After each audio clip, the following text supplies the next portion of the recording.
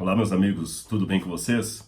Eu estou passando aqui no canal do Rodrigo Silva Arqueologia para fazer um comentário hoje sobre um artigo que foi publicado semana passada na revista Veja. O título é Censurado, uma nova idade das trevas, artigo de capa. Eu li esse artigo e, como religioso conservador, eu também me senti na obrigação de dar meu parecer a respeito dessa temática, desse artigo, que eu achei um tanto assim caricatural do que é ser religioso e conservador. Então quero partilhar algumas coisas com vocês aqui, na esperança de que o vídeo não fique muito maior do que deveria ser para um canal do YouTube. Primeiro, deixe-me dizer que há duas coisas que eu concordo com os articulistas da Veja. Em primeiro lugar, que existe realmente uma onda de imbecilidade coletiva. Nós estamos vendo aí o ridículo, o tolo, o anticientífico, o primitivo, ululando na cabeça dos jovens de maneira generalizada. Isso tem sido dantesco, tem sido horrível, nisso eu concordo com eles. Também concordo com eles quando eles falam que existe uma censura no ar. De fato, existe uma censura. Estamos vivendo uma época de censura. Onde eu discordo, peremptoriamente, já de cara, quando eles colocam que a raiz, a base, a fonte dessa imbecilidade coletiva tem sido a religião e os religiosos / políticos conservadores. Eu não vejo assim, vou demonstrar no meu entendimento aqui por que discordo deles. Em segundo lugar também, quando eles colocam o objeto da censura como sendo eles. Olha como é que eles dizem aqui. Basta a ignorância, é o tema. E já na chamada é dito assim, vou ler para você. A ciência, a democracia, a tolerância, alguns dos mais nobres sinônimos da civilização, estão sob o ataque do que poderia se chamar de nova idade das trevas, um tempo de obscurantismo e retrocesso ao qual é preciso resistir. Então, para eles, as vítimas da censura religiosa, conservadora, chauvinista, são eles.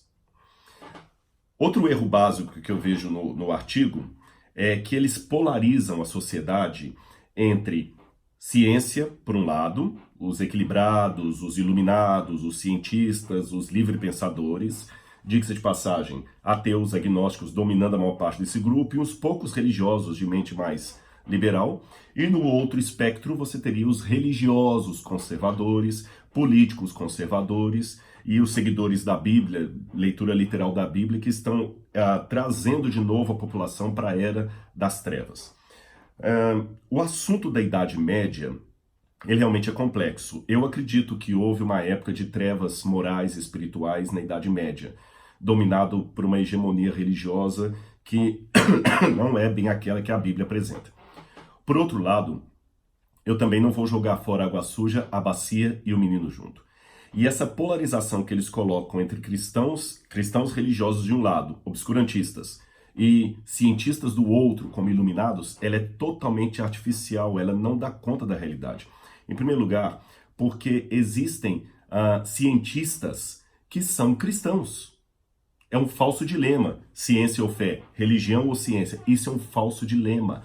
Não existe isso. Na verdade, nós temos uma gama enorme de cientistas que eram e são religiosos. Eu tenho um exemplo de um deles aqui para vocês.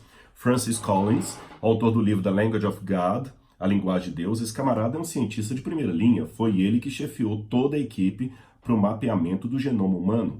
E ele mesmo, Francis Collins, admite nesse livro que, embora seja um cristão conservador, que acredita em Jesus, acredita em milagres, ele só ousou publicar um livro como este depois que suas pesquisas científicas estavam prontas, porque ele sabia que se ele abrisse a boca na academia, no início de suas investigações, para dizer o que ele está dizendo aqui depois da fama, ele teria suas pesquisas anuladas por pares, por colegas ateus, deístas ou a maior parte deles talvez agnósticos, céticos, que discordam da ideia de que um religioso pode produzir ciência. Ou seja, o preconceito existe mais de lá para cá do que daqui para lá.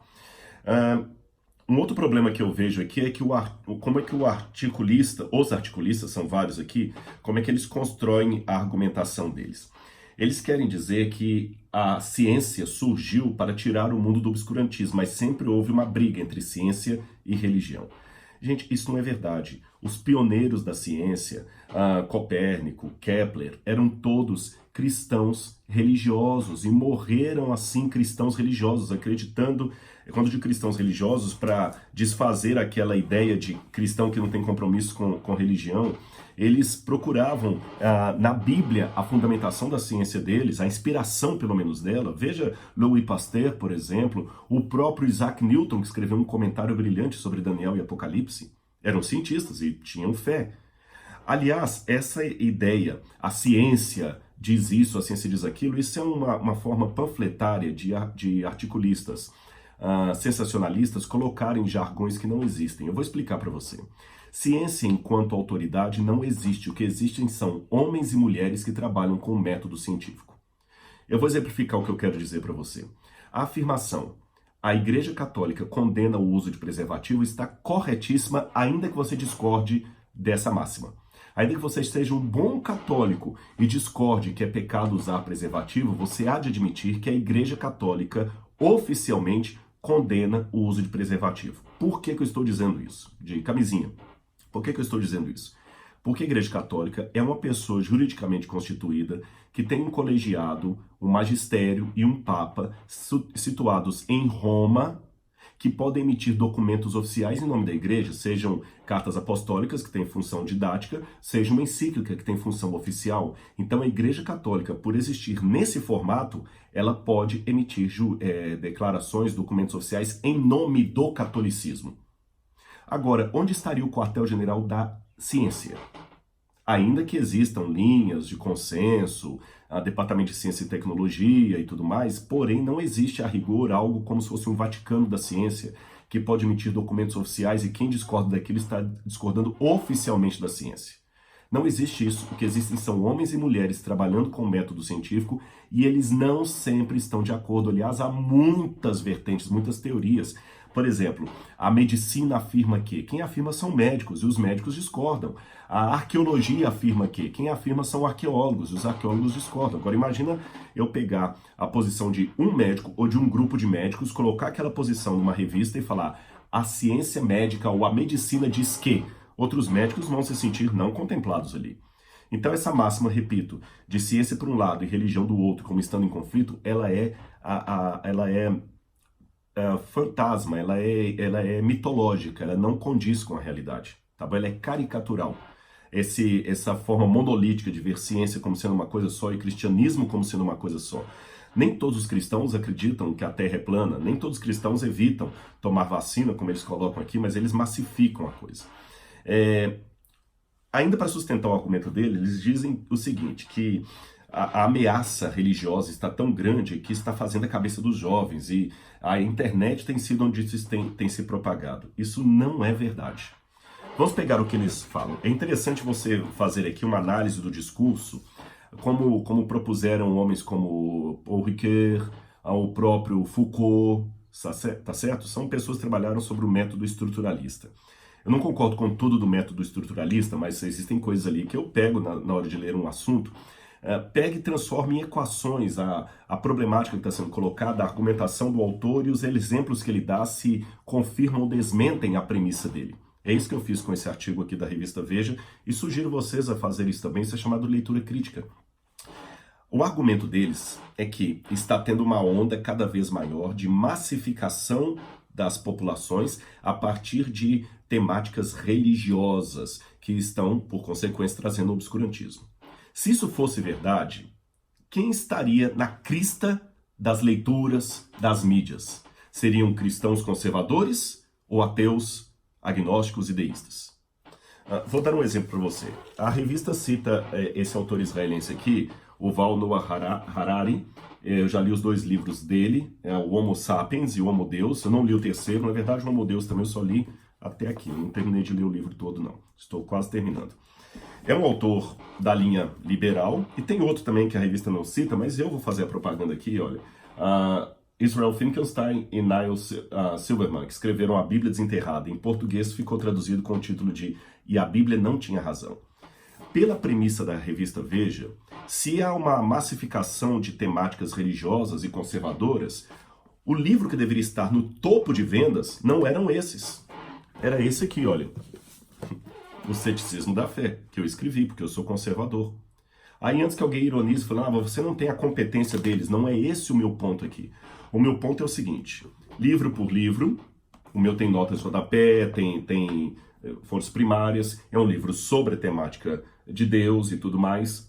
Se realmente está sendo uma massa grande, perigosa, segundo a revista, de autores conservadores tentando dominar os jovens, era o meu que deveria estar como best-seller, e não esses.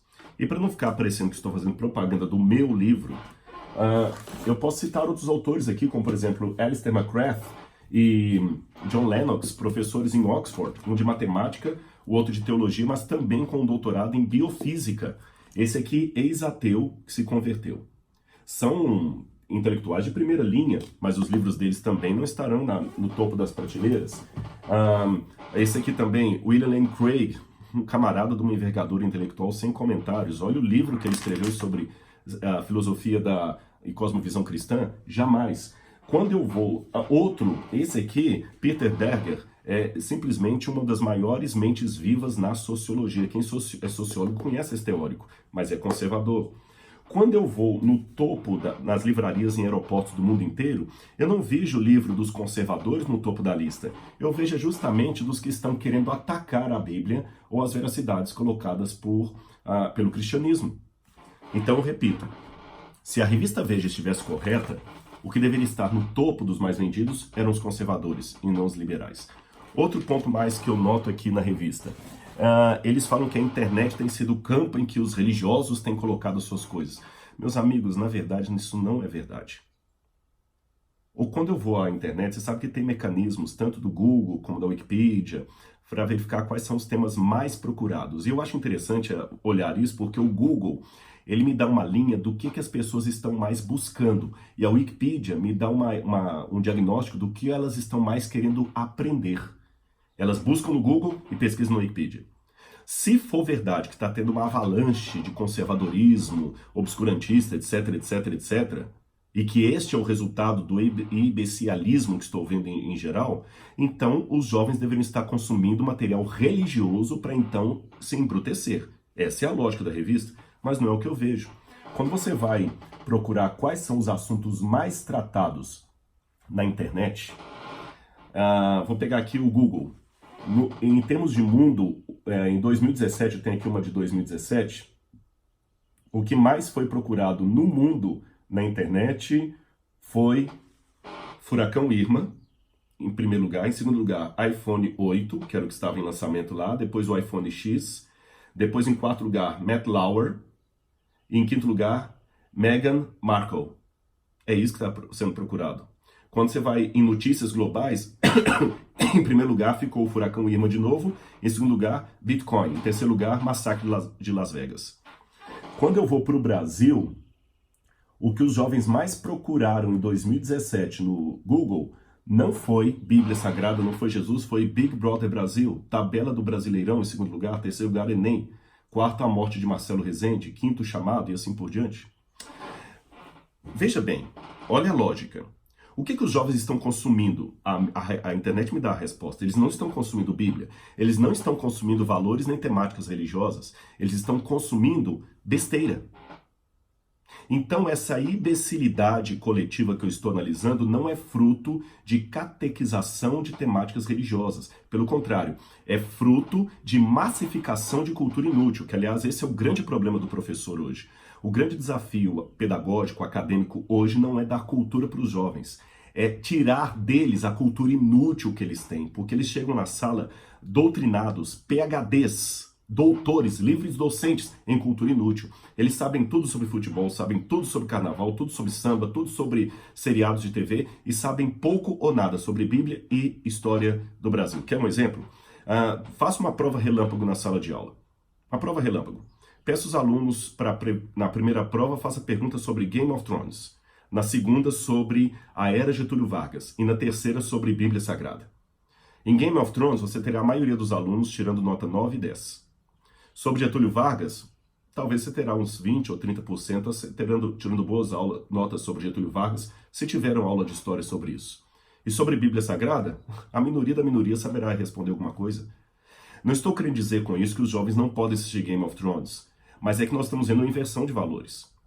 Eles estão com a mente ocupada demais de lixo e não está tendo tempo para coisas que prestam. E a mente do ser humano é como um iPhone. Se você fica tirando muita, ou um smartphone, qualquer telefone da Samsung, se você fica tirando muita fotografia com o seu celular, uma hora ele vai parar de fotografar. Por quê? Porque já não tem mais espaço na memória dele. Se você não guardar na memória na nuvem, você não terá espaço. A mente humana é a mesma coisa. Repito, não acho que é pecado, que é errado um jovem assistir um seriado. O problema é que isso está tomando de tal maneira conta da mente dele que ele não está tendo tempo e nem sinapse para pensar coisas que prestam. O cérebro não consegue fazer novas sinapses para aprender coisas autênticas da vida. Então, repito, o que está massificando os jovens não é ensinamento bíblico, é ensinamento inútil, que, por curiosidade ou ironia, patrocina revistas como esta. Por exemplo, a revista dá como exemplo aqui de obscurantismo o fato de que vários europeus, por motivos religiosos, não quiseram se vacinar. E a revista coloca num determinado momento assim, ó: em outro tipo de radicalismo, os evangélicos, por exemplo, não aceitaram submeter a certos cuidados médicos para não profanar o corpo. Primeiro, que evangélicos? Eu sou vacinado. Eu conheço um monte de evangélico que aceita vacina. Vocês pegaram uma parte e a tornaram o todo. Isso é ridículo do ponto de vista argumentativo. Tem tantos tem tantos evangélicos que são professores universitários, gente culta. E mais, vamos fazer um exercício aqui, vamos ver quem está realmente trazendo o obscurantismo contra a ciência. Vamos começar. A Bíblia diz que o nosso corpo é templo do Espírito Santo e que eu tenho que cuidar desse corpo evitando certas bebidas, certas comidas, certo? Ok, está na Bíblia, a Bíblia. A ciência me mostra que o excesso de gordura, o excesso de cafeína, o excesso de açúcar e principalmente a doença chamada fast food tem trazido muitas doenças, muitas enfermidades, muitos problemas de câncer e outras coisas mais. Então eu tenho a Bíblia dizendo uma coisa e a ciência confirmando aquilo que a Bíblia fala. E eu tenho uma onda da indústria alimentícia, com toda a sua propaganda, sustentando revistas como esta, que estão ensinando para os jovens da universidade que ele tem que tomar Coca-Cola e não água, que ele tem que comer hambúrguer no fast food e não uma maçã, não uma fruta. Ande nos campos universitários das universidades públicas e procure ver quanta comida você tem ali que realmente presta e quanto açúcar, quanto papel, quanto plástico estão sendo consumidos. Agora, eu não vejo a mesma voracidade dos articulistas em escrever contra essa indústria alimentícia, dizendo que eles estão trazendo obscurantismo, eles estão voltando o homem à Idade Média, quando ele comia rato, porque não tinham que comer, porque eles estão ensinando hoje a comer carne que está lá processada há não sei quanto tempo, um excesso de açúcar que vai atrapalhar o corpo, contra tudo o que os cientistas têm dito a respeito desses alimentos. Quem está trazendo o obscurantismo? É a Bíblia que me manda prestar atenção no que os cientistas têm dito sobre os alimentos e cuidar do meu corpo, que é templo do Espírito Santo? Ou revistas como esta, que falam contra a Bíblia, dizem que a Bíblia é anticientífica e depois colocam uma propaganda lá, beba Coca-Cola? É muito curioso isso. Fora os erros anacrônicos que a revista comete, por exemplo, eles colocam aqui o nazismo como sendo quase fruto do obscurantismo religioso. Isso não é verdade. Veja Heidegger, que estava por detrás de toda a mentalidade nazista. Teve alguém, agora é interessante que eles estão numa onda de querer beatificar os nomes do passado, que eram ateus, agnósticos ou céticos. Heidegger não tem nada a ver com o ateísmo. Até alguém falou assim que o Caderno Preto de Heidegger provou que ele não tem nada a ver com o nazismo de Hitler. Mas recentemente foram abertas algumas cartas da correspondência entre Heidegger e o irmão dele Fritz, onde Heidegger era hitleriano até o fim do cabelo. Mandou até de presente o Mein Kampf, o livro de Adolf Hitler, para o irmão dele Fritz ler, e dizendo que Hitler era a coqueluche, que todos deveriam voltar para o nazismo. Heidegger. E eu não vejo ninguém criticando Heidegger. Parece até que é a religião. Essa briga de Galileu Galilei contra a igreja, meus amigos, isso aqui é um mantra que é repetido. O problema de Galileu Galilei não foi entre ciência e fé. Leia o último livro sobre isso, Galileu vai para a prisão, editado por Ronald Numbers, um especialista americano nessa área, que contou com a colaboração de vários outros autores, especialistas em história da ciência, ateus e gnósticos, dizendo que é mito dizer que a briga de Galileu contra a igreja foi de ciência contra religião. Galileu foi atacado por outros cientistas que usaram o maquinário religioso para isso. Foi ciência contra a ciência. Leia o livro, Galileu vai para a prisão, que está inclusive em português. Aliás, falando no nazismo, o próprio Heidegger promovia lá na Universidade acho que de Freiburg, se eu não me engano, uma aula de introdução à doutrina racial. Ninguém fala disso. Aliás, a revista fala que o grande perigo hoje é o retrocesso que ameaça a democracia liberal. O que é democracia liberal? A democracia liberal ela começou, se eu não me engano, no século XVII, quando a Inglaterra trouxe o advento de uma nova política contra o absolutismo monárquico inglês. Aí surgiu então a monarquia parlamentar, que é a que funciona na Inglaterra até hoje. Você pode ver que a figura da rainha fica atrás da figura do primeiro-ministro. Aí surgiu então a democracia liberal. Um dos elementos áureos da democracia liberal foi a Revolução Francesa. Só que não podemos esquecer que tudo que é conseguido na base do grito, do quebra-quebra, da violência, como foi a Revolução Francesa e como estão sendo alguns discursos esquerdistas de hoje, tudo isso traz depois a intolerância à ditadura que eles combateram antes. Já dizia o falecido Paulo Freire da opressão, da equação entre opressor e oprimido. Dois pontos, o oprimido sempre tende a se tornar um opressor quando assume o poder. Fecho aspas, Paulo Freire. Ou seja, eu não estou aqui querendo colocar minha posição política, meu tema não é esse, se eu sou de direita, se eu sou de esquerda, mas eu tenho que advertir que existe uma intolerância em ambos os lados, que eu chamaria de esquerdopatas contra direitopatas. E ambos querem a coisa na base do grito, do berro. E quando eu vejo revistas de renome, com situações, com palavras de ordem do tipo retrocesso ao qual precisamos resistir, eu acho isso muito perigoso, sabe? Eu acho isso muito perigoso.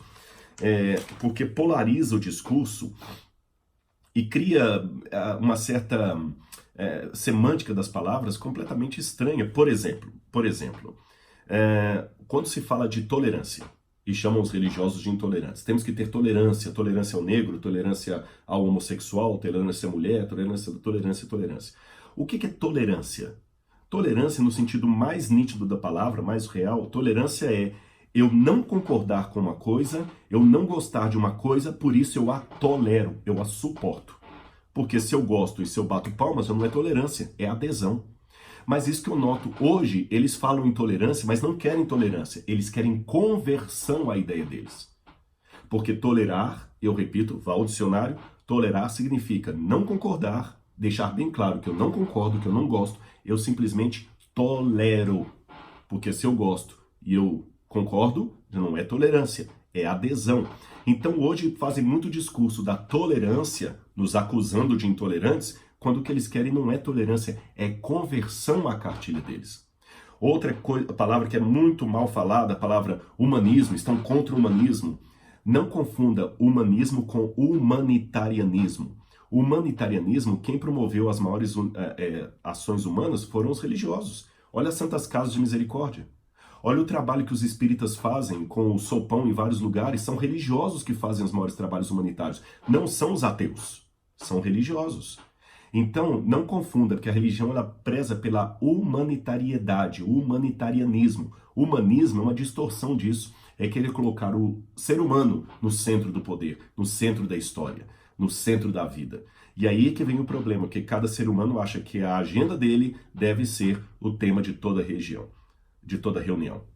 E nos nossos discursos, o grande problema é que o coringa é sempre o outro. Na brincadeira, eu sempre quero ser o Batman. E aí acabamos criando, como fizeram os articulistas aqui da Veja, uma falácia do argumento do espantalho. Você transforma o seu inimigo num espantalho e aí fica fácil bater nele. Transformam o cristianismo em coisa ridícula, quando isso não é verdade. E para terminar, eu quero falar um pouquinho sobre censo, sabe? A palavra censo vem da antiga Império Romano. O census, o censor era aquele que andava resguardando os bons costumes da família, da moral e tudo mais. Com o tempo, censura passou a ser proibição de certas coisas. e hoje censura virou quase que condenação. Então hoje não pode ter censura. Meus amigos, essa questão aqui, que gerou o artigo, né, dos dois rapazes se beijando, o problema aqui não é dois rapazes se beijando, é a erotização à qual estamos expondo as nossas crianças, mas aí que vem a bipolaridade do discurso dos liberais que eu estou vendo hoje. É porque, por um lado, eles detonam com qualquer ideia de pedofilia. Concordo com eles. Mas os mesmos que levantam uma campanha contra a pedofilia aplaudem uma cantora que está rebolando seminua para juvenis e adolescentes. Esquecem-se que expor a criança a um tipo de erotização precoce é, sim senhor, uma forma de pedofilia. Mas isso não é dito. Quem está massificando os jovens hoje com lixo é a mídia, é a publicidade, é a propaganda de filmes, por exemplo, olha o filme Velozes e Curiosos, Velozes e Furiosos. Os jovens conhecem mais a história de Jesus ou a trama de Velozes e Furiosos?